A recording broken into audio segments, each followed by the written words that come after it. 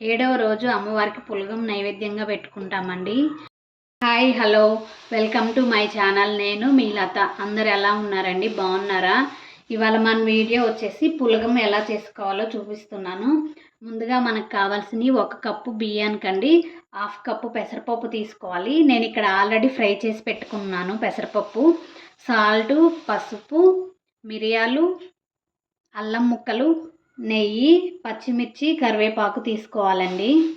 కొంచెం నెయ్యి వేసుకోవాలండి. అల్లం తురుము, మిరియాలు వేసుకోవాలి.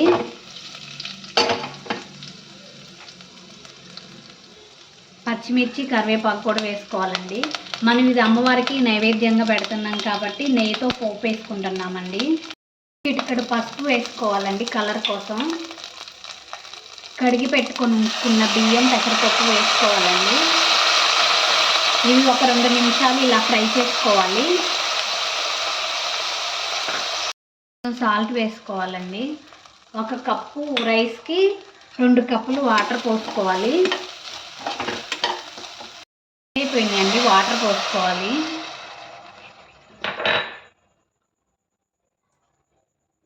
త్రీ విజిల్స్ పెట్టుకోవాలండి.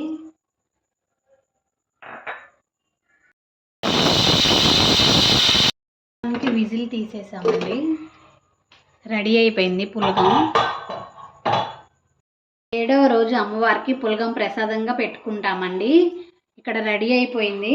నచ్చితే మీరు ట్రై చేయండి. నా వీడియోస్ మీకు నచ్చినట్లయితే లైక్ చేయండి, షేర్ చేయండి, సబ్స్క్రైబ్ చేయండి, కామెంట్ పెట్టండి. Thanks for watching my videos అండి. Okay bye.